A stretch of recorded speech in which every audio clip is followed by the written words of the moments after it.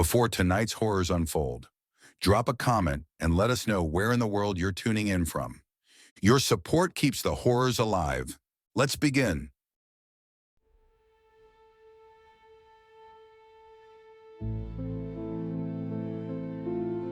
"This is a matchmaking service?" asked the doctor, a concerned look on his face. "This is the Garden of Eden," replied his host with a smile. The doctor looked around the room with a raised eyebrow and growing discomfort. The elaborate advertisement for the service promising to find your perfect partner had conjured images of a posh office with cushioned chairs, pictures, profiles, and employees in business casual attire. Instead, he found himself in an artist's studio. A stained concrete floor spread across the vestibule to whitewashed wooden walls. A variety of paintings, everything from portraits to landscapes, adorned the walls. Some remained half-finished. His eyes lingered on a particularly colorful, impressionist piece.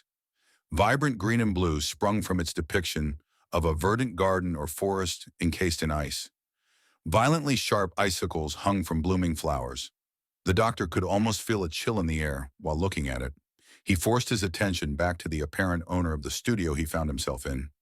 "Dr. Charles Ellingson," he said, extending his hand towards the woman in front of him. "I know," she said with a sly grin, spreading across a broad, thin-lipped mouth. "Nice to meet you in person, Chuck." He frowned in reply. "I prefer Charles," he said, trying to keep his voice steady. "I'm sure you do, Chaz," she said without a shred of remorse. "I'm Vedalya. I answer to Ved, Dahlia, Vedi, or any other permutation you can think of while you are my client." She turned toward the doorway behind her and waved him onwards. "This way, please." As he followed her, Ellingson studied the strange woman.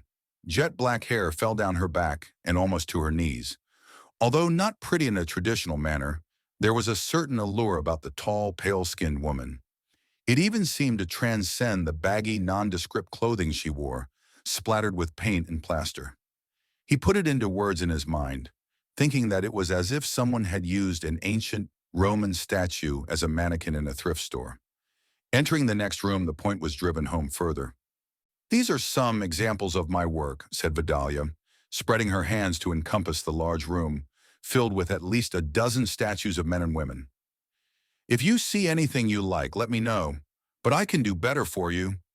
The doctor couldn't place the girl's subtle accent. If put to the test, he would have guessed Russian, but there was just something off about it. "I was under the impression that I was here for the purposes of finding a girl, not a statue," he said, growing impatient. His host smirked. "Many of them are girl," she said in an enraging, matter-of-fact tone. "I understand your confusion, though. The ones in here are only examples. Too many flaws for the liking of their commissioners. Let's continue." She headed through the forest of statues to a doorway on their left. As Ellingson followed, he glanced at the stone figures. If she had carved them, the girl did indeed have talent. They were exquisitely detailed, but he found the lack of emotion on their faces off-putting. The dead expressions and closed eyes reminded him too much of the cadavers back in med school. Many had cracks and chips in them. Flawed indeed. The small room of statues did nothing to prepare him for the next room. "Welcome to my viewing room." Ellingson's jaw dropped as he entered a long, narrow corridor filled to near capacity with female forms. The statues stood along the sides of a narrow red carpet, like a gauntlet stretching far to his right and around a curve. The varied sizes, shapes, and colors defied belief. A goddess-like figure of crystal rose toward the ceiling ahead of him. Across from her, there was a statue of more normal proportions, but formed from pure, black onyx. From monstrous to benign, the statues took on every shape imaginable. Had this woman carved all of these? As he stepped into the hallway and looked around him, Vedalya stood at his side, a look of pride on her face. "Impressive, aren't they?" she asked. "You made all of these?" he asked, his voice a whisper. "I did," she said, "but these are for my personal collection. My workshop is this way." The doctor followed her down the hallway, his eyes never leaving the army of statues. He found his gaze straying away from their faces, though. The lifelike look in their eyes, some stone, some gems, sent a chill through him. A particularly demonic figure finally struck enough fear in him to turn his attention to his guide. Why am I in an art gallery, miss? Just Vedalya, she interjected. No, miss. Why am I in an art gallery, Vedalya? He continued. Your advertisement promised finding my perfect partner. Because she doesn't exist, doctor, she said, turning her head and giving him a sidelong wink. But she will. You see, no one's perfect person exists in the real world. People have flaws. People have problems. That girl you see in your mind's eye in your dreams will never be a reality. I seem to notice that people fall in love all the time, though, said Ellingson, as they reached the bend in the corridor. Turning the corner to their right, he noticed that the statues were becoming more normal. None of them towered above them or contained the inhuman traits of the others. People will not admit it, of course, said Vedalya. Simple infatuation will make them blind to most flaws. But they'll always see something, always know something they would make different. Whether it's wishing they could be a better cook, hoping they will stop liking country music, wanting them to have bigger anatomy, or wishing they would stop frowning every time they caught their reflection in a window, everyone has something they would change. I hear quite often from couples that they wouldn't change a thing about their partners, said the doctor. Lies, said Vedalya, her voice as cold as ice, whether they know it or not. You make people seem shallow, said Ellingson, apparent skepticism in his voice. On the contrary, she said, stopping and turning to face him, people may think they know what superficial things they want, but they have to dig deep to find what they really want, what they really need. She moved closer and put a finger to Ellingson's chin, drawing his gaze up directly into her eyes. He had not noticed before that she was slightly taller than him. Her eyes shone an icy blue as she studied him. And I can tell exactly what they need, even if they cannot. She released his head and moved towards the line of statues to their side. And what do I need, he asked, catching his breath. An interesting case, to be sure, said his host. A doctor filled with fear and doubt, a man perpetually striving to be better. But you doubt you'll ever be good enough, right, Chuck? Now wait a minute, said Ellingson, his voice raising. Vedalya interrupted before he could continue. You've been betrayed before? His mouth hung open for a moment and then snapped shut. You don't trust anyone, do you? I wonder what a man like that could use in his life. She ran her hand down the carven hair draped across the shoulder of a statue to their left. She continued on past a few more, running a finger over one's arm. Not the harlot, of course, she said, moving away from a figure over-sexualized to the point of ridiculousness. Too many bad memories, I would think. How do you know these things? He asked, his voice low. I try, said Vedalya. Perhaps the doting housewife? She moved towards a matronly figure that was like something out of an old sitcom. No, too unimpressive. You want something you can show off? Ellingson wanted to take offense. He wanted to say she was generalizing him. He couldn't. Not the trophy wife either, she said, bypassing a svelte form that would not have looked out of place on a fashion show runway. A bit one-dimensional, wouldn't you say? I would say, as a statues, they are all a bit one-dimensional, he replied. His host ignored him. Intellectual, adventurer, submissive, she said, walking by the next three. No, no, and no. What does this have to do with what I came here for? Asked Ellingson. I am not interested in adding to my art collection. That was not entirely true.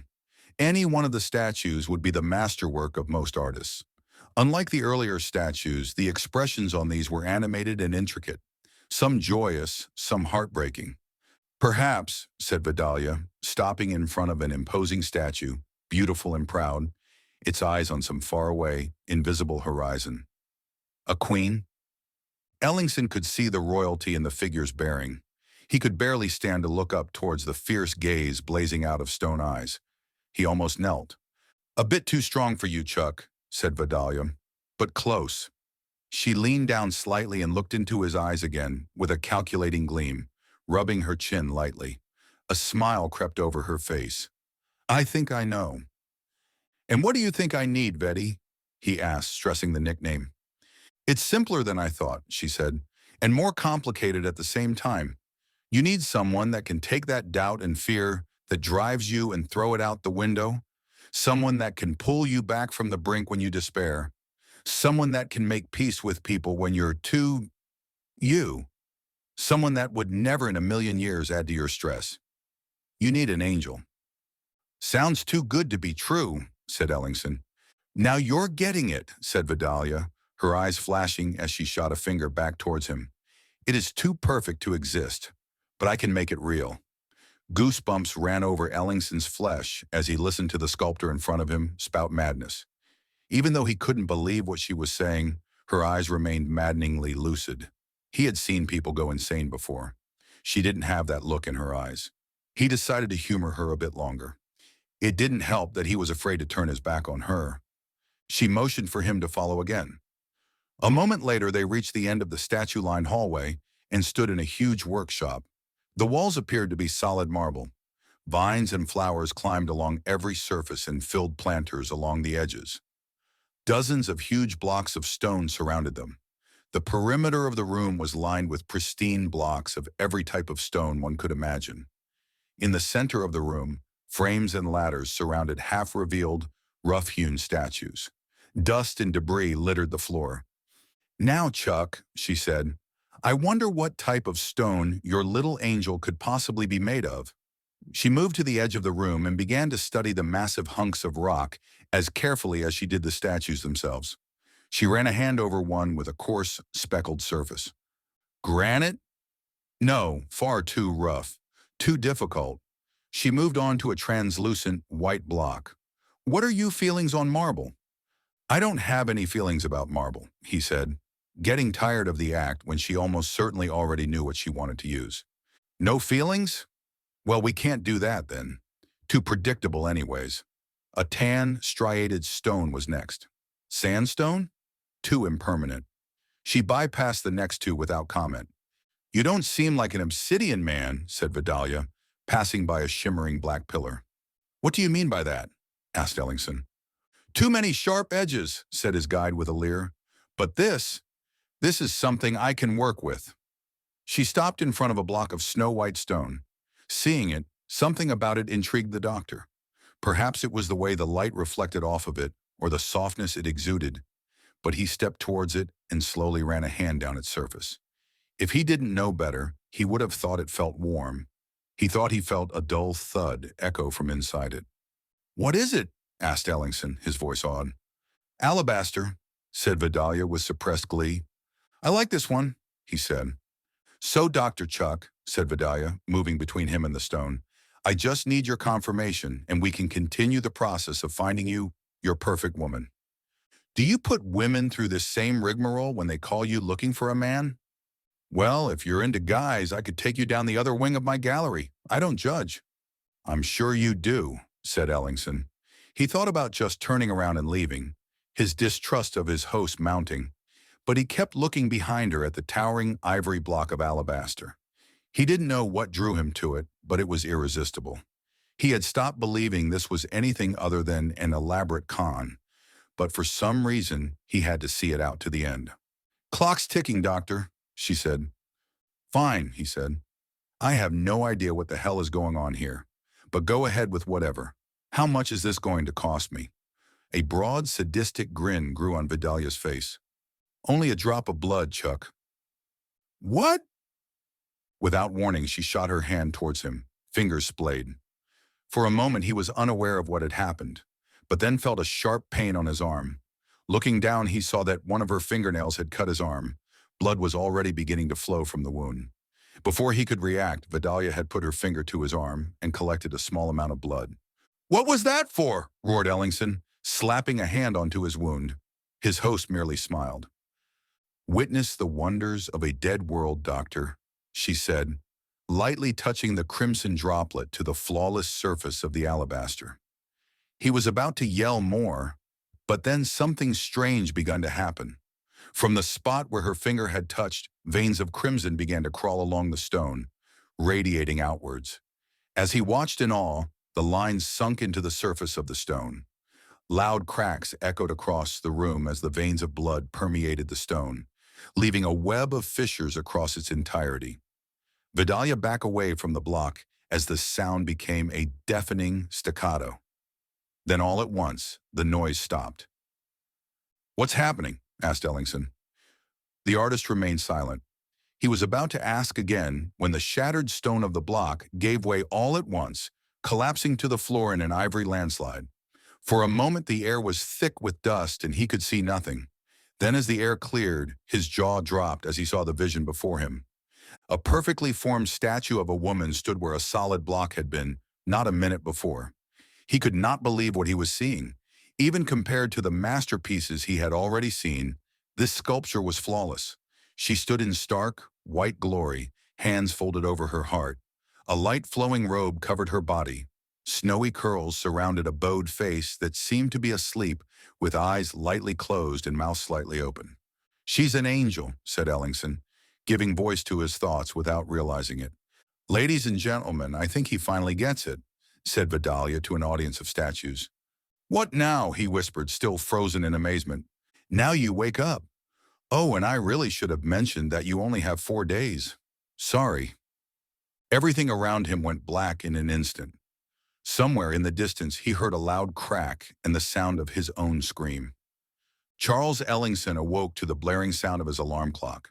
His eyes shot open and he saw that he was in his own room, and it appeared that everything was normal.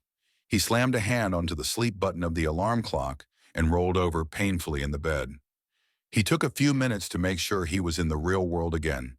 He was never one to have dreams as vivid as the one he had just awoken from, but he supposed the night before must have gotten into his subconscious. Dragging himself out of bed, he felt a dull pain in his arm. He looked at it, almost expecting to see a scar, but he only saw a slight red mark. He must have banged it on something in his sleep. As he got ready that morning, he thought back to the day before. He had found an odd flyer in the mail from somewhere called the Garden of Eden. It had promised their service would find a person's perfect mate, much as the girl in the dream had said. "Vedalya," he muttered, half amused and half regretful. After another day of work at the plastic surgery center, he had been drained. Yes, some of his work was important and life-saving, but the majority of it he found uninspiring. At one time, fresh out of med school, he had had passion. His faith in humanity had faded since then, though. After a few drinks that night, he had decided to amuse himself by calling the number on the flyer. He thought he would get a laugh out of it at least, although deep down, he knew he wondered if it might actually result in him meeting someone. He had gotten neither, though, as the phone at the other end rang once, and then an automated voice informed him that the number had been disconnected. There was no winning. After another drink, he had stumbled to bed and passed out. Apparently, the combination of the two things had formed the insane dream. Ellingson was almost ready to head out the door of his spacious 2-story home when the doorbell rang. He sighed, put on his jacket, and went to see who it was. Apparently, he had not moved quickly enough because the doorbell rang 3 more times in quick succession. He hoped that this was important. Opening the door, he found a delivery man with an annoyed look on his face standing beside a large crate. "Do you want the package or not, buddy?" asked the man. Ellingson looked at his shirt, hoping for a name tag, but finding only the name of the company, MPS. Apparently, customer service was not their strong point. "What's in it?" asked the doctor. The crate was taller than he was. "Not my job to know," said the delivery man. "Just my job to get it here fast. I did that and more. The thing weighs a ton." Ellingson quickly signed for the package, and the man wheeled the crate into the center of his round entry hall, dropping it unceremoniously and heading for the door. "You're not going to help me open it?" "Hell no," said the most unhelpful delivery man in the world before hurrying out to his truck. Ellingson closed the door as the vehicle sped out of the driveway. He thought about leaving it until that night to open. He was already going to be a few minutes late because of the delivery's horrible timing. But looking at the crate in the middle of the floor, curiosity crept into his mind. His only surgery that morning was a facelift. It could wait. Not having a crowbar, he dug through the massive tools in his closet before finding a large, heavy screwdriver and a hammer. He figured it would work well enough. Wedging it beneath the top of the crate, he was amazed at how easily the thick plywood came apart. He set the hammer on the floor, finding the screwdriver worked well enough. As soon as he pried the last nail from the top board, the sides of the crate came apart and fell to the floor.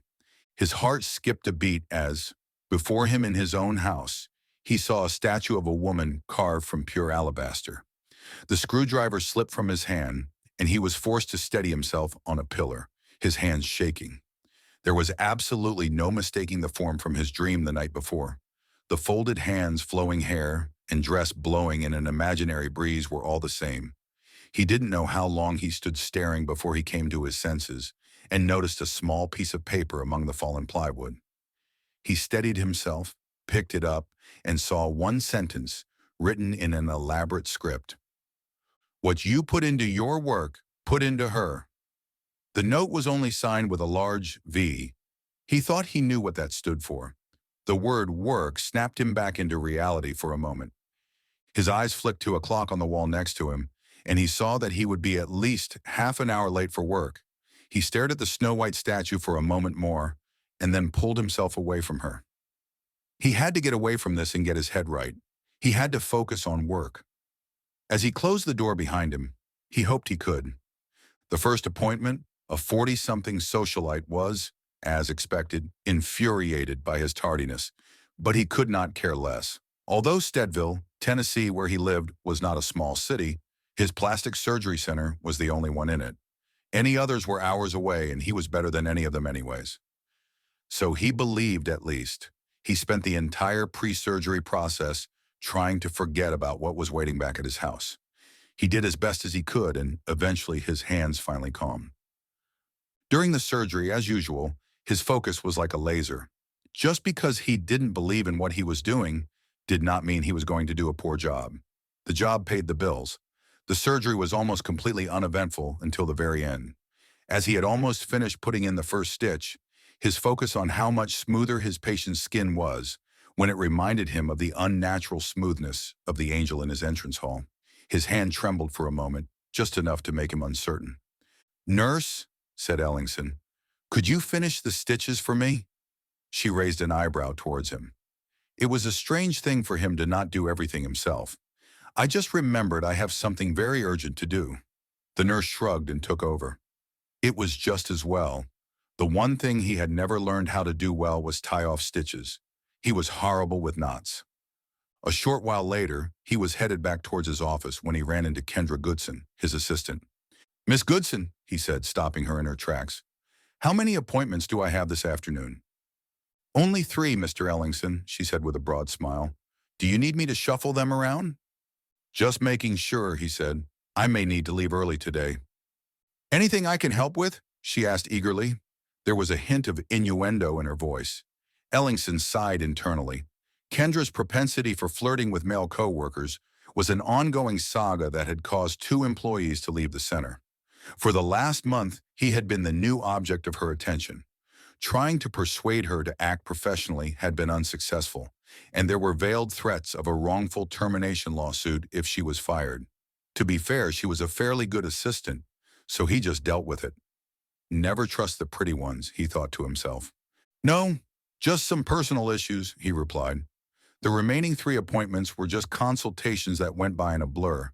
He meant to leave after the last one, but something kept him there.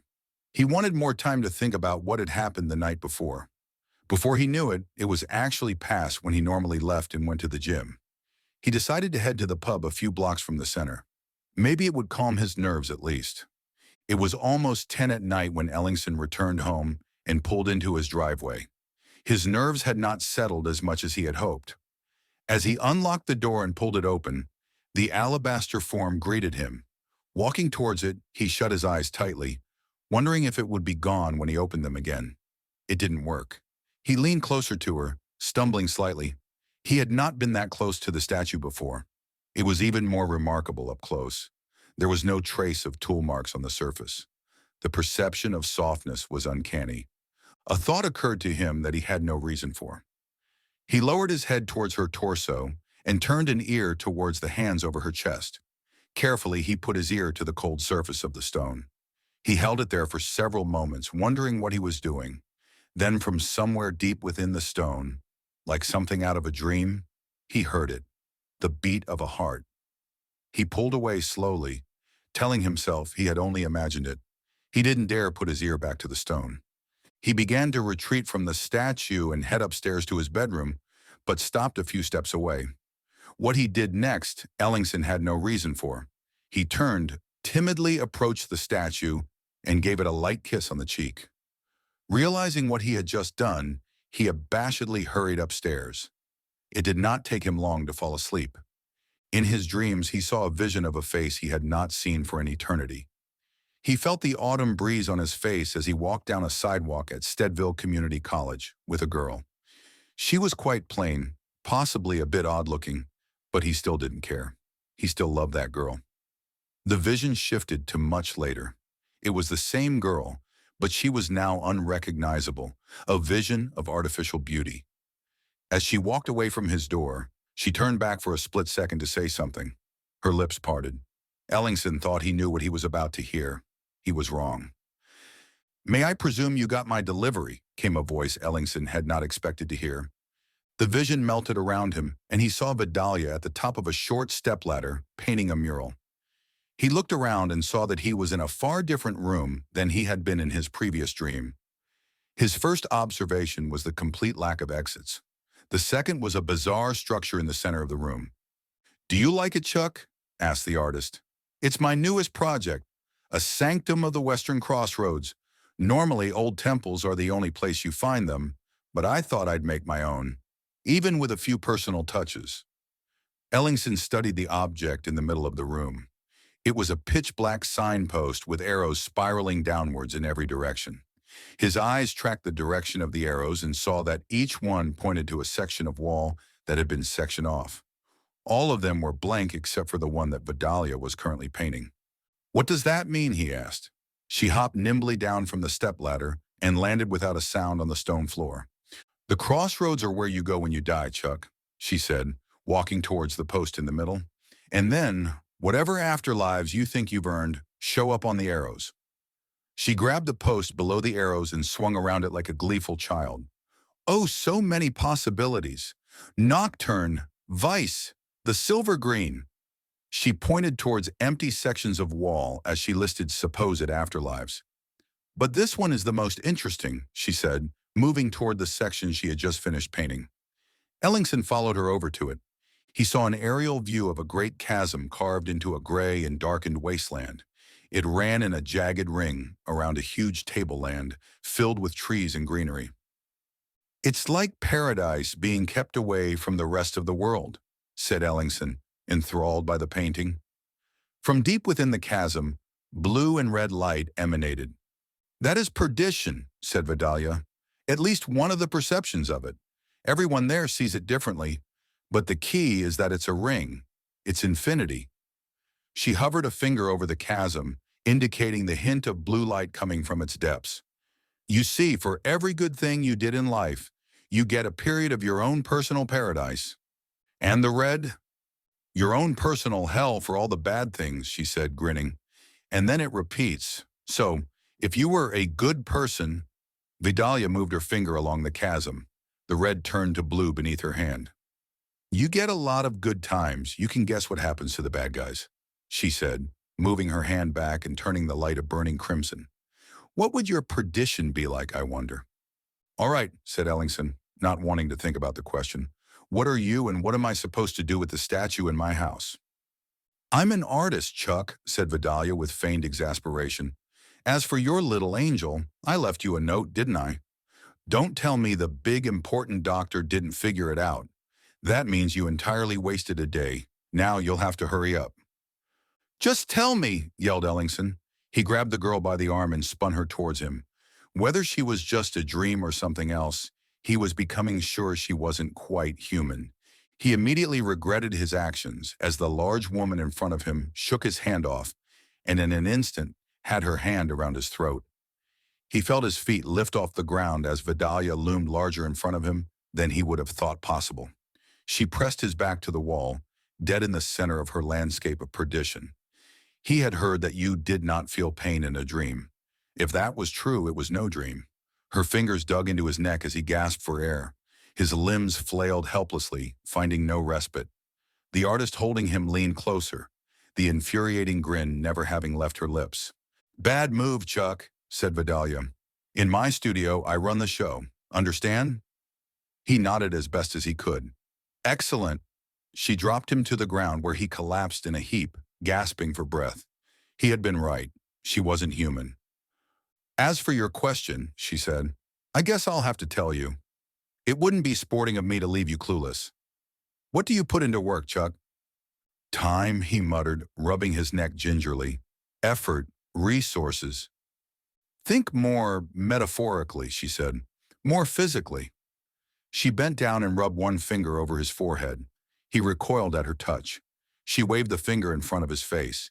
He saw the glint of moisture and he suddenly understood. Sweat, he said. And blood.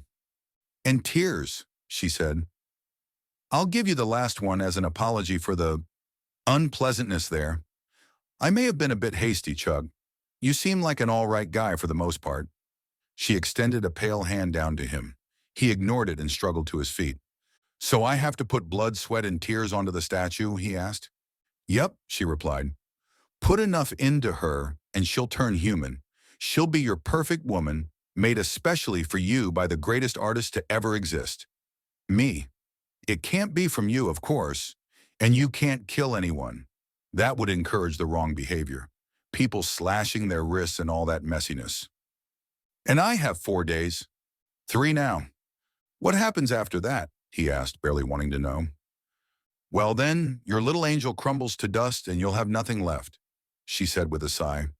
Nothing but a mess to clean up and the mark of Eden on your soul. What the hell is the mark of Eden? He asked, a chill running down his spine. Maybe I'll tell you next time, said Vedalya. See you soon, Chuck. She snapped her fingers and the lights went out. Ellingson might have imagined it, but for an instant, he thought he could still see a streak of red emanating from the mural on the wall. Charles Ellingson woke up the next morning feeling as though he'd been hit by a truck. Like the day before, he told himself it was just a dream, but the tremors in his voice, in his hand, made it plain that he was beginning to doubt it was just in his head. Shifting to the side of the bed, he felt a sharp pain in his neck. He hurried out of bed and into the bathroom, looking at his neck in the mirror. While there were no obvious wounds, he noticed a few red marks on his throat that had not been there before. They looked like they had come from fingernails. After getting ready for work, he steadied himself before heading downstairs. He hoped he had just imagined getting the statue the day before. Maybe he would go down and there would only be empty tile in his entrance hall. He knew that would be for the best, but a small voice, deep down, told him that he wanted it all to be true. If it required blood, sweat, and tears, so be it. Ellingson quickly silenced that voice and went downstairs. There, just as it had been all of yesterday, was an alabaster statue awaiting him. His heart sank in his chest as he tried to avoid looking at it as he moved toward the door. He had almost avoided it, but as he opened the door and went to close it behind him, his gaze landed square on the face of the statue. He froze in place. For a moment, he saw her as if she really was alive. That snow-white hair would be a fiery red. Her skin would be pale, yes, but perhaps not as pale as alabaster. If her eyes opened, they would be a sea green. No, they would be like emeralds, maybe a light blue. Ellingson shook himself out of his reverie and slammed the door shut harder than was necessary. He saw his neighbor across the street give him an odd look as he also left for work. Ellingson just smiled, nodded, and waved. Everything was perfectly normal, even though it was not. The day in at the plastic surgery center went by quickly. Most of his cases were purely superficial, but there was one patient that had been there for minor facial reconstruction following a car accident. That was the sort of case that kept Ellingson going. Even if half of his job was giving wealthy clients larger breasts, there were also the people that actually needed help. As he left for the gym, he mused that those people might be the blue in his perdition. He pushed the thought out of his head immediately. There was no such thing as perdition. Normally, Ellingson spent about an hour at the gym after work, but that day he did not particularly want to go home. After 2.5 hours, he was sore, exhausted, and about to be kicked out at closing time. The next to last occupant of the gym was a short girl with a heavy fake tan. Ellingson had her pegged as some kind of sorority girl. As she was wiping down the equipment she had just gotten off, her cell phone began playing a loud pop song ringtone. Ellingson raised an eyebrow as she answered the phone, grabbed her things and scurried out of the gym, all while carrying on a loud, animated conversation with whoever was on the phone. As he was getting ready to leave, he noticed that the girl had forgotten her towel and left it draped over the equipment. He deliberated between calling after her to tell her and just leaving it so someone else could deal with it. He settled on the latter and packed up his things. He was just about to leave when the dream from the night before came back to him. The entire time he had been working out, he had been able to force everything from the previous 2 days from his mind, but it all came flooding back. What had that tall, creepy woman said again? Blood, tears, and sweat? Ellingson looked back at the soiled towel draped over the seat at his side. While two competing trains of thought battled in his head, his eyes scanned the area. There was, for the moment, no one watching. Seeing no one side of the argument won out. He quickly grabbed the towel and walked out of the gym. He figured it would only take a small amount of sweat to prove the dreams were a complete fiction. Then he could safely ignore them, knowing he was safe from any kind of consequence, any kind of mark. When he got home that night, he threw his gym bag onto the ground, bypassed the statue in his entryway, and acted as though everything was normal. He made a light dinner, cleaned up, looked over some case notes while watching the evening news, and prepared to head upstairs to bed. At the foot of the stairs, he stalled. He'd test the statue tomorrow, he had decided, or maybe he would do it the next day. He had already put his foot on the first step when he pictured the icy blue eyes, long black hair, and sadistic grin awaiting him when he closed his eyes. He had to do it now. He had to be able to prove it was all bullshit before he went back to the Garden of Eden. Ellingson steeled himself and walked over to his gym bag. The scent of sweat hit him as he opened it. For a moment, he thought he might just wash the contents of the bag and be done with it. That moment was very fleeting. He grabbed the damp towel and marched over to the pale sculpture in the center of his entryway. He looked it over again. The flawlessness, the beauty of it. His heart beat loudly in his chest. Finally, with a decisive stroke, he swept the towel over the frozen, snowy hair. He let the cloth hang at his side as he stared. For a moment, nothing happened. He began to shake his head and turn away, knowing it was a farce, when he noticed something impossible. The pale stone he had touched with the towel slowly turned to off-white. Then it turned pink. Finally, it turned a vivid crimson. Ellingson's entire body trembled as he brought the cloth to the statue again. He spread it more widely and touched it to the figure's hair, as if he was drying it. Removing it, the rest of the stone hair slowly turned red, like a fire spreading through a stone forest. Looking closely, he could see that the hair still stood rigid like stone, even as the fiery red ran across the hair falling down her back. With his hands shaking almost uncontrollably, he raised the towel above her in two hands and wrung it. A stream of sweat, far more than he would have expected, fell onto the alabaster form. As the liquid struck her, the hair softened and fell like water around her face. Ellingson's breath caught in his throat as a droplet ran down her forehead and over one eye. It continued down her face like a teardrop. Where it ran, the stone turned from ivory to the color of flesh.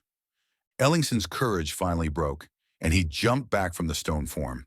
His back struck a pillar, and he began to breathe heavily, his head spinning. He could see the statue's hair flowing in some impossible breeze, but could not believe it. It couldn't be real. As he continued to hyperventilate, the world around him grew fuzzy. His eyelids lowered with an angel in front of him. Darkness took him. Another vision of the past came to him in his dreams. Walking into a classroom at Steadville Community College, shaking hands with a man that would quickly become his mentor. Thinking that perhaps not being able to afford going to his dream college wouldn't be so bad after all. The vision shifted to the future, where he saw the same professor being led away in handcuffs by the police. It was never made public exactly how much he had stolen from the college, but rumors set the number very high. Ellingson made eye contact for a fraction of a second before turning away and storming into the lecture hall. The room he entered was very definitely not one he remembered from school. A now familiar figure loomed in front of him. "Who are you?" he asked, his voice revealing that he was ready to believe the answer. "I'm Vedalya," she replied. "I didn't think you'd have forgotten my name already, Chuck." She smirked and walked away. Ellingson realized he was back in the workshop she had originally taken him to. The artist herself had approached one of the half-finished statues in the center of the room and began to work on it with a chisel. "You know what I mean," he said, catching his breath and approaching her. "What are you?" "I'm glad you at least got her hair done," said Vedalya, ignoring him. "I mean, that red. It would have been a shame if you'd never seen that. You really have got to see the backside on her, though. Talk about a masterpiece if I don't say so myself." "What are you?" screamed Ellingson, his voice echoing through the workshop like thunder. "What is this freak show?" Vidalya's expression turned dour at the outburst. Fear replaced anger in him immediately. He should not have done that. "If you're going to be rude," said Vedalya, "I'll have to teach you a thing or two." With a swift motion from her hand, a vine running along the wall snapped off of the surface and whipped towards him, wrapping around his wrist. With another flick, his other hand was caught in the same manner. Within seconds, his body was entangled in vines and being lifted off the floor. Even through the terror, he couldn't help but be thankful there was no hand around his throat. "I am an artist," said Vedalya, moving towards him. She seemed to grow larger with every word and every step. "I was the greatest shaper of flesh in the entirety of the frozen garden."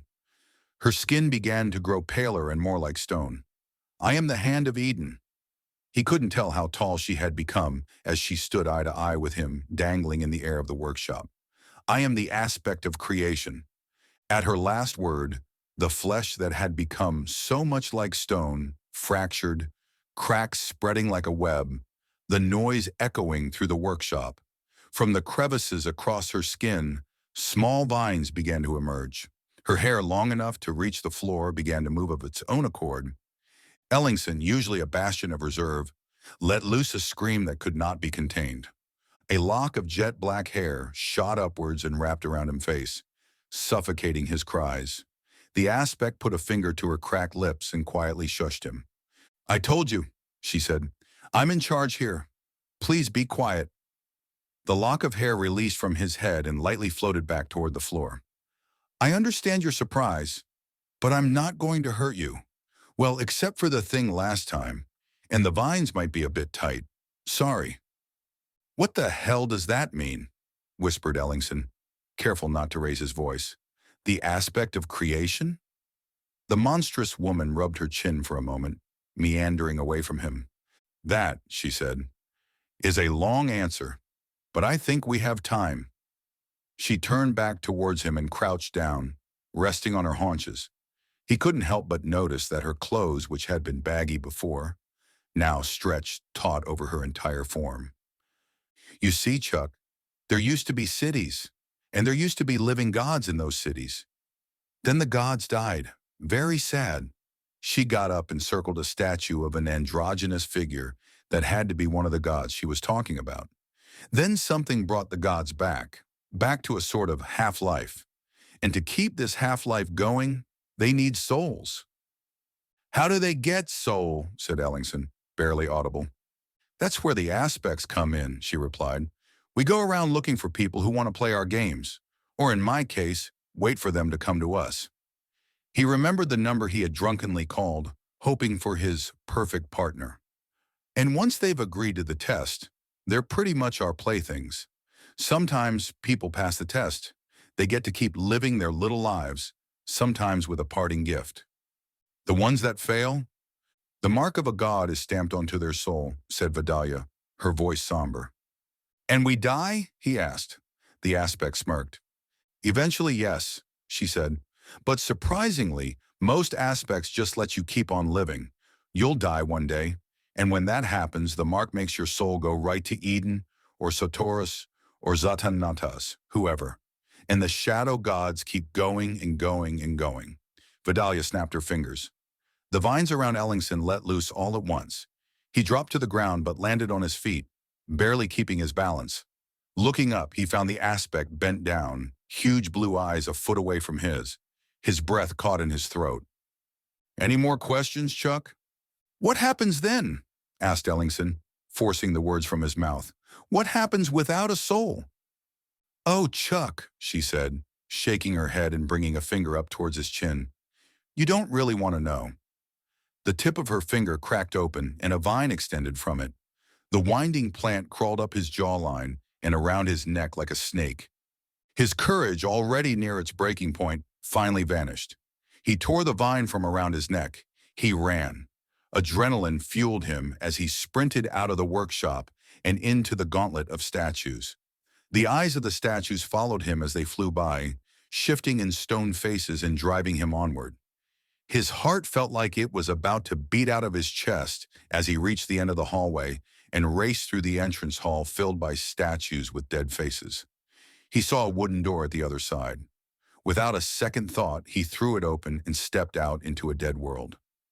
Ellingson found himself in a monstrous cavern. The sound of thundering water echoed off of frozen stone walls. High above him, the roof of the space looked like solid ice, allowing cold, blue sunlight, though, softly lighting the cavern. Below his feet, he could feel half-rotted planks of wood. Looking down, he could see through the holes of an ancient boardwalk and into an infinite abyss below. As a crack appeared in the wood beneath his feet, he jumped backwards and into the doorway of the studio, forgetting the danger and praying for solid footing. From that relative safety, he gazed out into a dimly lit city. It became apparent that the building he had just vacated sat on a huge elevated platform hanging above a gaping sinkhole. His eyes followed a great waterfall up the wall of the pit into an underground river flowing through a crumbling metropolis. Stone towers rose up towards the icy ceiling. Cascading tributaries wove their way through the ruins. And there, on an island at the very center of it all, a brilliant emerald garden sprouted in the faint light of the frigid grotto. As he looked more carefully, Ellingson saw that every flower, branch, and blade of grass was coated in a layer of shimmering ice. "Behold," said a familiar voice from behind him, "the frozen garden of earthly delights, the ancient city of Eden." Ellingson knew he should be afraid. He knew he should probably be running out onto that boardwalk and into that dark, frozen city. But he had just noticed shapes moving among the ruins. Shapes that shouldn't be moving. They weren't all human. "What are those things?" asked Ellingson, not daring to turn around. "The wealth of Eden was in magical stones," said Vedalya. Her voice, tinged with a disturbing unease, came from a lower point than he expected. "They were said to hold the power of one of the makers of the universe, life itself. When used on flesh and blood, the stones could heal almost any ailment short of death. When used on a statue, it could breathe life into the very stone." "Why do they look like that?" "At first, you see, they were used by great artists," she said. "They made living art, greater than anything ever seen. Then, as things always do, they were used for darker, stranger things." "Like what?" "You're standing in the red light district of Eden, Chuck," said Vedalya. "The stone brothels of Eden could make anyone with money anything they desired and then bring it to life." "My God," said Ellingson, noticing several of the shapes on bridges connecting the solid ground with the floating platform. He could see them much more clearly. He wished he couldn't. Some he could tell were bizarre works of art. Others he could see were created as nightmarish sex dolls. A horrifying few could have been either. "Do you remember how I told you the gods are now dark versions of themselves?" asked Vedalya. "Yes," he replied, his voice quaking. "Most of them cast dark shadows while they were still living." Ellingson barely heard her. A huge construct had come around the corner of Vedalya's studio and moved towards them, towering above him. Eyes, mouths, and appendages covered a pillar of living stone. "I think that's enough, don't you?" The sun shining through the ice above him went dark. For a moment he could still hear the thunder of the waterfall and the shuffling of stone that was not quite stone. Ellingson came to on the floor of his entryway, his entire body aching. He sat in a puddle of sweat on the cold tile. Feeling something digging into his back, he reached beneath him and pulled out the hammer that was still sitting on the floor. He tossed it across the room. It had to stop. Whatever was happening to him had to stop. He wouldn't survive any more nights like this. He forced his eyes open, and he saw the alabaster statue with crimson hair sitting in the center of the floor. There was only one way to stop it. He finally believed. That day at work was like a blur. He was sure at the end of it that he had done at least 2 surgeries and had met with several people, but damned if he could remember any of it. Reality was like a blur. It was like the real world was the dream now. Those minutes or hours in the statuary in a dead city beneath the ice felt so much more real. But he still had a job to do, one that had nothing to do with the living. It was the only thing that was important. As the center closed that night, Ellingson remained behind. He waved the nurses and receptionists goodbye. His assistant, Kendra, gave him an odd look, knowing that it was unlike him to stay late. She stalled as the other employees left and approached him the instant they were alone. "I know something's bothering you, Dr. Ellingson," she said. "Something serious. You know I'm always here if you need to talk to anyone." She slid closer to him and put a hand to his shoulder. Looking into her dark blue eyes, the doctor almost gave in and told her everything. Maybe if someone else in the real world told him just how crazy he was, it would break the spell hanging over him. Instead, he brushed her hand off of him and turned to walk back into his office. "Why are you like this?" Kendra said from behind him, the strain in her voice barely contained. "All I try to do is help you, Charles." Silence hung in the room for half a minute before he turned back towards her and spoke. "Do you know why I became a plastic surgeon, Miss Goodson?" he asked. After getting no reply other than a blank stare, he continued. "I had a girlfriend back in school that was quite plain, to say the least. I was happy. She wasn't. She got a lot of work done one summer, came out looking like a model, someone else altogether, but she was happier. I thought I could do the same thing and make people happy like that." "You do that," said his assistant. "Come the end of the last semester, right before I started my residency, it all fell apart. Turns out she'd been cheating on me for years. For a while, I blamed the new face." "That's your big revelation?" asked Kendra. "Never trust the pretty ones?" "No," said Ellingson, "because whatever she turned into was there all along, with or without the face. The lesson is not to trust anyone." With that, his assistant sneered, spun around, and marched out of the office.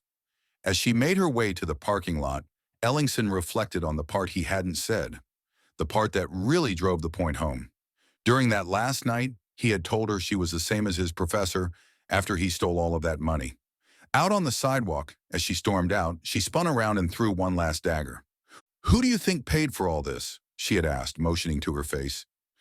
As soon as the taillights of the last car had disappeared down the street, he made his way to their blood storage.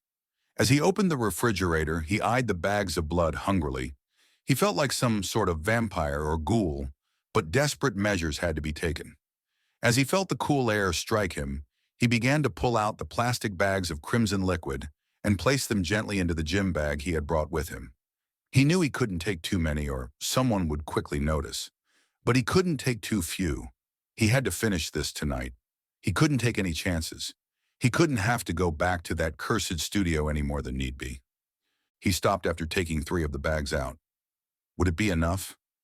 He wondered how many variables could be in play. What if someone had died and it did nothing? He swallowed hard and grabbed a 4th bag. His eyes flitted over the contents of the refrigerator one last time as he closed it, hoping it was enough. Pulling himself away from the blood storage, he grabbed his gym bag and walked briskly toward the exit of the building. It wasn't long before he was back in his home, and paranoia took over again. He closed the blinds on every window in the house. He turned on exactly the right number of lights to look as though he was simply having a normal, relaxing evening, not wanting to be disturbed. He thought about turning off his phone, but would that seem suspicious if someone called him? He briefly thought about how he would explain how he had met the strange woman who was suddenly living with him. He couldn't just hide her inside the house. He had to see her in the sunlight. As 100 questions swirled inside his head, he finally made his way back to the entrance hall, where, sitting on the tile around his angel, were 4 bags of blood. He gripped a chef's knife in one hand, deciding that subtlety had gone out the window at this point. He knelt in front of the statue that would soon not be a statue. This was more than freeing this girl from the stone. It was more than preventing his soul from being consumed by a half-dead god. It felt like his redemption. It felt like what his entire life had been leading to. Slowly, dramatically, like a ritual in a long-ruined temple, he lifted the knife, then the first bag of blood, and slashed through the top. He lifted the open bag above the alabaster form and poured. The blood seeped down through the crimson hair and over the stone face.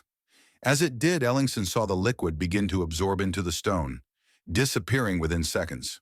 The face that, aside from a thin streak, had just been pure white was now the color of pale skin.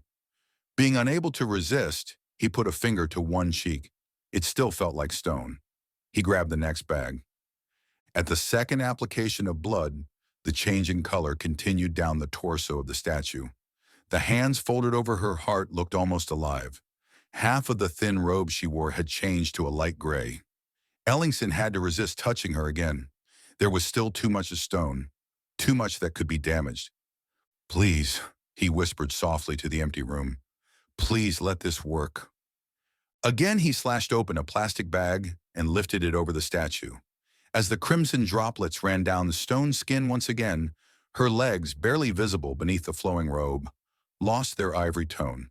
The robe itself brightened into bright silver, shimmering in the light of a chandelier high above the entryway. Ellingson backed away and took in the form in front of him. The snowy white of the alabaster had been completely erased.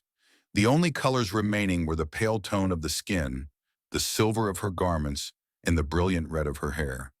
The doctor grabbed the final bag of blood off of the ground and slashed it open, his heart beating like a drum. As soon as the stream touched the statue, a crystal-clear transformation flowed like water from top to bottom. The rigid stone gave way as the flesh softened, and the fabric of her robe draped, fluttering to the floor. Ellingson backed away as the stone cheeks flushed with color. He knelt on the floor in front of his angel and watched her eyes, waiting for them to open at last. He waited, and waited, and waited. Nothing was happening. Ellingson's entire body quaked, panic inches from setting in. He pulled himself closer and brought his face close to the hands folded across her chest. He slowly turned his head and placed his ear on them, listening closely. He could feel that the outer surface had turned to flesh, but just beneath it, there was still unyielding stone. That was not what he was searching for. From much nearer than before, just beneath the surface, a heart softly beat. He frantically looked around him on the floor, praying that one of the bags still contained even a droplet of blood. He grabbed one after another, gazing into the clear plastic and grasping them as if trying to squeeze the blood from nothingness. The final bag fell to the floor with a dull plop, and panic finally came. Whatever strength Ellingson had left in his legs left all at once, and he fell to the floor, narrowly avoiding hitting the figure standing vigil in the center. A nonsensical babbling left his mouth as he stared up in the shining crystals of the chandelier above. He could feel the last day closing in. Anything could happen that would ruin everything. He might get arrested for stealing blood. He might be in a car accident. Hell, he could even oversleep. His eyes jumped from the light above to the pale face of the statue hovering over him. The peaceful countenance, even as motionless as stone, brought him back to some semblance of sanity. He did the only thing he thought might help. "I'm sorry," muttered Ellingson to the girl beside him. "I'm sorry I didn't bring you to life. You can forgive me, right?" He almost thought he could see a flicker of motion, of assent. "Of course you can," he said. "You're an angel after all." He took a deep breath and the panic began to subside. "Story of my life, you know," said Ellingson. "Nothing's ever good enough. Always one step away from perfect. I didn't want to be a plastic surgeon in the beginning. I wanted to be a heart surgeon. I wanted to save thousands of lives and be that guy everyone wants to be their doctor." He stayed there, lying on the floor and looking up at the closed eyes. "Top of my class," he said. "Not that it's that hard in Steadville, but still. I got accepted to John Barron's University. I had everything in the palm of my hand. Everything except money. My parents said it was too expensive and that Steadville Community College would give me a full scholarship. Guess where I ended up? Right back in this pit of a town that I wanted out of." Ellingson finally picked himself off the floor and sat there beside the statue. The wavering in his hands and voice had almost left entirely. "And after everything that happened, the scandals, the drama, the bullshit, where do you think was the only place that would hire me? That's right, the prodigal son returns." He reached out to touch her again, but thought better of it. "I should give you a name," said Ellingson, "but not yet. When you open your eyes and see me, the first thing I do will be to give you a name. I promise." With that, he stumbled upstairs and headed for bed. If he had listened closely, he might have heard the beating heart beneath the alabaster flutter when he mentioned giving her a name. Ellingson wasn't afraid when he found himself back in Vedalya's sanctum of the crossroads. He was past fear. He stormed through the room towards where she was putting the finishing touches on the bottom of a mural, back to the form he had originally met her in. He noticed that every other space on the wall was already painted. "You were really close there," she said without turning, taunting him half-heartedly. "Why do I suspect that it's not a coincidence that I was that close to making her real?" "Are you accusing me of something?" asked Vedalya. "Of course not," said Ellingson, arms crossed and eyes defiant. "So back to normal? No stone skin? No vines?" "Would you like that?" asked the girl, turning around and gently putting down her paintbrush. "No, I don't particularly like doing that. It's only for effect once in a while." She walked over to him and turned around, admiring the finished painting. "And what's this one?" he asked. "Glory Gone," she said softly. "The afterlife of heroes, kings, and saints." The mural depicted a shining gilded street lined with elaborate palaces and enormous mansions, all pure gold, all sitting beneath a pitch-black sky. "I like it better than Perdition, I'll give you that," said Ellingson. "Got a chair? I think I'll just close my eyes and wait to wake up this time." Vedalya smirked briefly and then produced a small stepladder. "Will this work?" she asked. There was something different about her compared to the previous visits.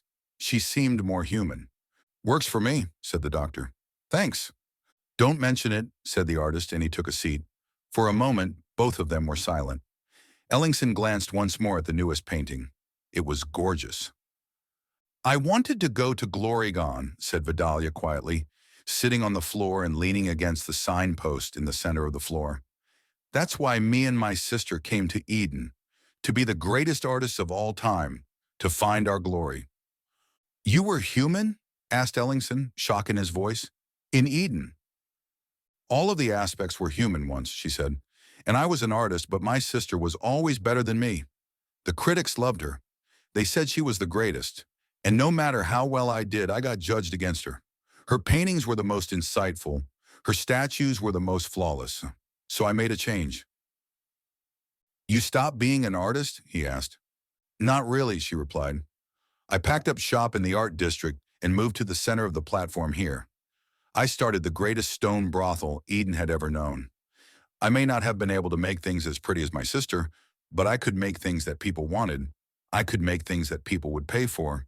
So while she was busy being a great starving artist, I was over here raking in money for giving people whatever freakish thing they desired." "Was it worth it?" asked Ellingson. The girl deliberated for a moment before answering. "Maybe I still could have found a way to Glory Gone," she said. "Maybe I could have looked Eden in the eye and told her I wouldn't help her take souls. Maybe I could have asked for help." She swallowed hard. It wasn't worth it. As silence hung in the air, Ellingson asked the question she hadn't answered the last time. He needed to know. "What happens if I lose my soul?" She closed her eyes, sighed, and smiled darkly. "When you reach the Western Crossroads, part of your soul is the price you pay to gain entrance to an afterlife, the same part that the gods consume under the mark. And if you can't pay the price, there's only one path open." "What is that?" asked Ellingson, already knowing full well. "Perdition," said Vedalya.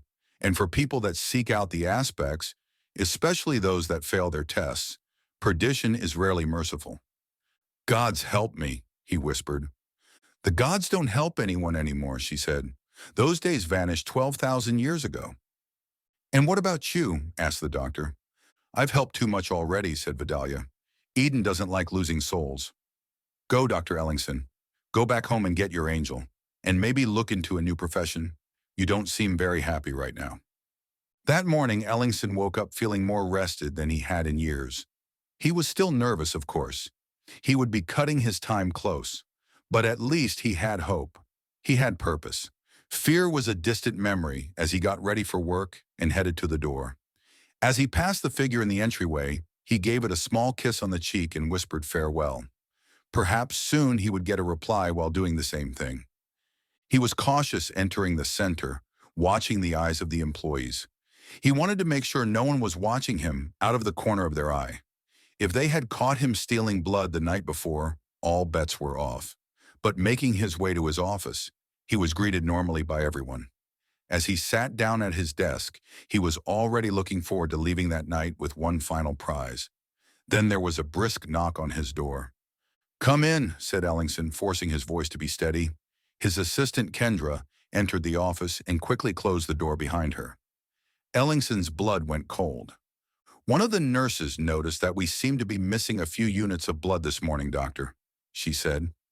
A gleam in her eye told him that this was not going to go well.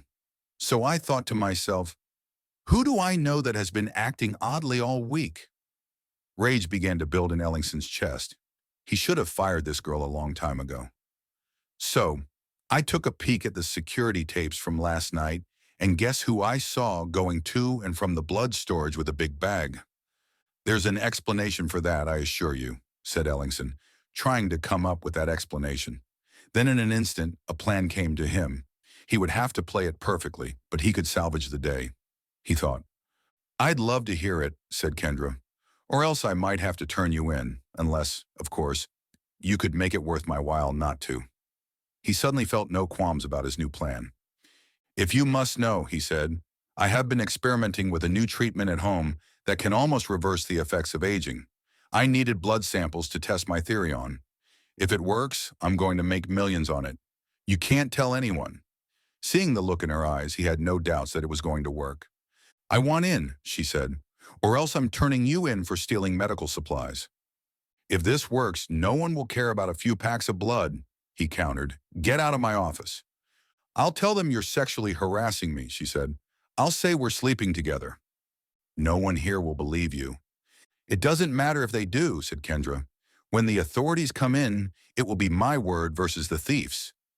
"You wouldn't even be able to stomach what I'm doing," said Ellingson, his voice like ice. "Try me," she said. "Let's go see it." "Now?" "Yes, now," she said. "I'll follow you to your house."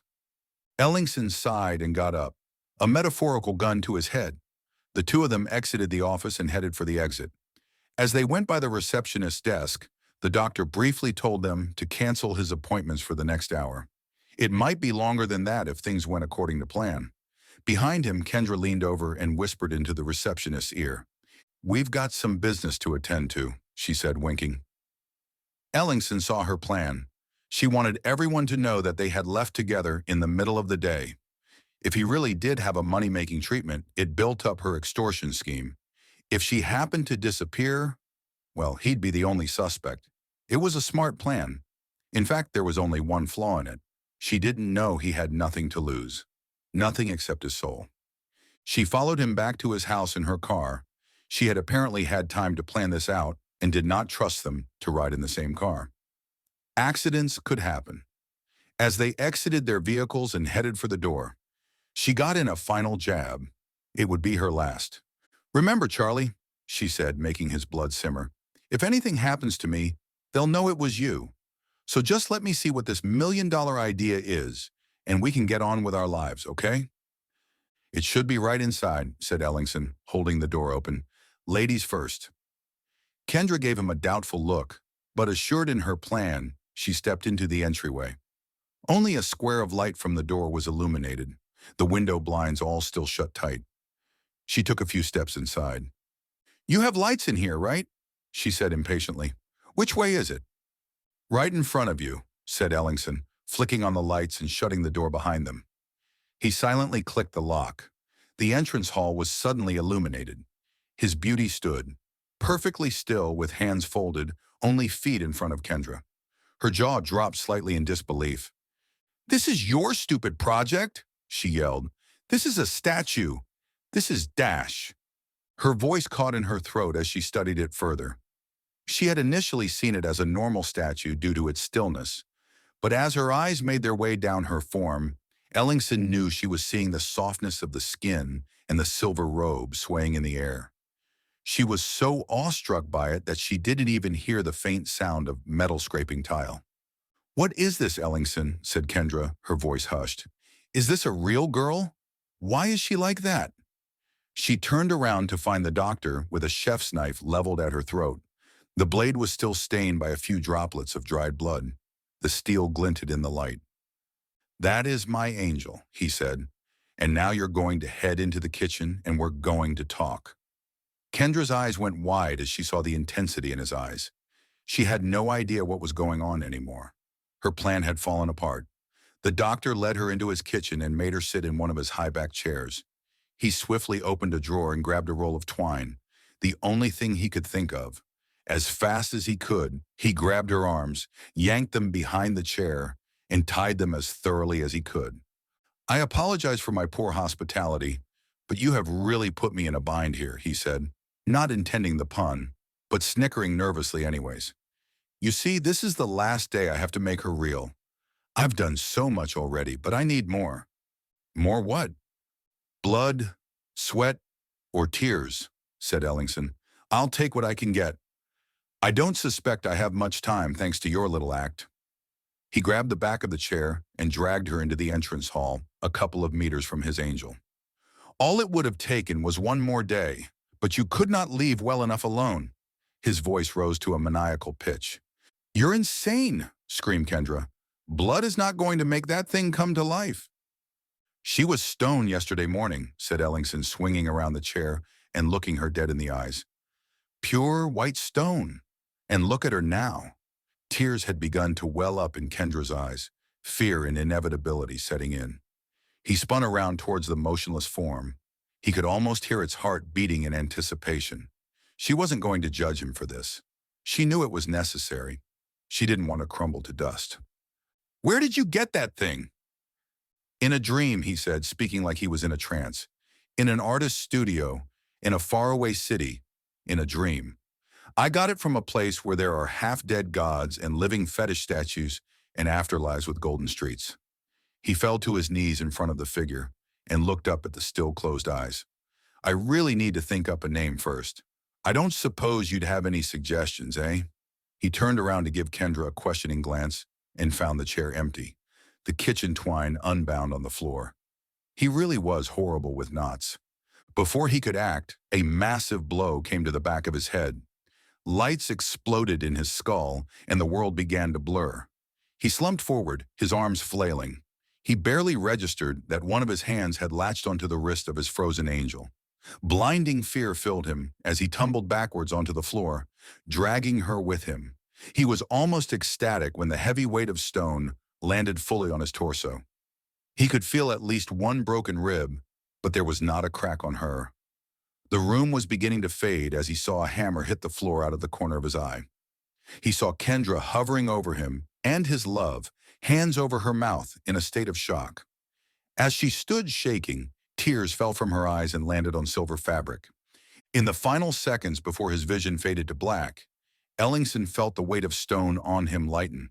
He heard a breath being taken and a torso swell.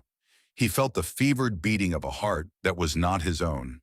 And at the last instant, before the room dissolved entirely, he saw the flash of bright green eyes opening for the first time. The sorrow in them broke his heart. He awoke in a familiar studio with marble walls and climbing vines. As he looked around, he was surprised to see that the massive stone blocks and half-finished statues were nowhere to be seen. Looking to the center of the room, he saw Vedalya leaning against a towering statue that he recognized immediately. It was the same one he had seen in his entryway each of the last 4 days. However, this one was still a snowy white. "Well," said Vedalya, "you got your girl, Chuck." She smirked coldly. "I'm impressed.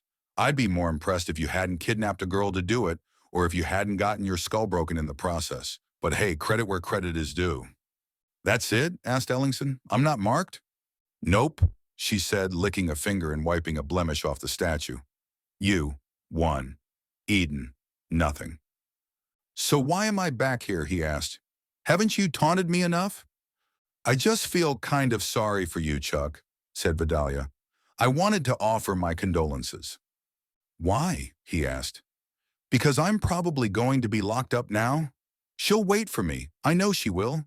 Just let me out of this goddamn dream world so I can see her." "Oh, she'll wait for you. I have no doubt about that," said the aspect, looking at the floor, avoiding his gaze. "But this isn't a dream." "What is it?" asked Ellingson, his heart turning as cold as the walls of Eden. "You took a big shot to the head there," said Vedalya. "You won't be waking up from this one." "Wait," he said. "Wait. I doubt you'll survive much longer," she continued. "So I thought I'd give you a memorial to your perfect woman." She backed away and threw both hands at the ivory statue in a dramatic fashion. "This can't be happening," said Ellingson. "I put too much into this. This was going to change everything in my life." "It did," said Vedalya. "Just not how you expected. I'll leave you two alone." The aspect of creation began to head for the door, leaving the doctor with the image of his love, but stopped just at the threshold. "Charles?" "What?" he asked, faint hope glimmering. "If you happen to see a blank sign on the western crossroads when you reach it," she began. "Yes?" "Wait," said Vedalya. "Just wait. Eventually she'll be along. The silver green will call." "What does that mean?" said Ellingson, only to find himself alone in the studio with his statue. He stumbled over, feeling his head and ribs throb with pain. He knelt. He leaned his head against the folds of a stone robe, and he screamed. He didn't stop screaming. In the hallway of the Steadville Hospital, a police officer walked down the hall and nudged another that was waiting by the door to a patient's room. "How's the scumbag?" he asked. "Internal bleeding in his head, they think," replied the second officer. "Broken rib did something in his guts, too. They don't think he's going to last too much longer." "Serves the bastard right," said the first officer. "Kidnaps the girl he was having an affair with, ties her up, and threatens to kill her? Yeesh. How's the girl doing?" "She gave her statement, then went home about half a second later," said the second. "Looked like she'd seen a ghost the whole time. How does a piece of work like this guy get these girls?" "Girls?" "Yeah, the guy's girlfriend came in about an hour ago," he said. "Poor thing looked like she'd been hit by a train. She's still in there with him." "Really, though, how's he get a girl like that?" "She looks like a goddamned angel." In the hospital room behind them, a slender figure stood vigil over the motionless form of Charles Ellingson as he lay dying in the bed. The dim light of fluorescent bulbs illuminated hair like fire. The flickering green of the life support monitor shone off of skin like alabaster. Moonlight flowing through the blinds reflected off of eyes that glowed like emeralds. She didn't speak. She didn't touch him. She'd never learned how to mourn or comfort or console. She hadn't been alive that long. She just did what she had always done. It was the only thing she knew. She waited and watched and wished she had a name.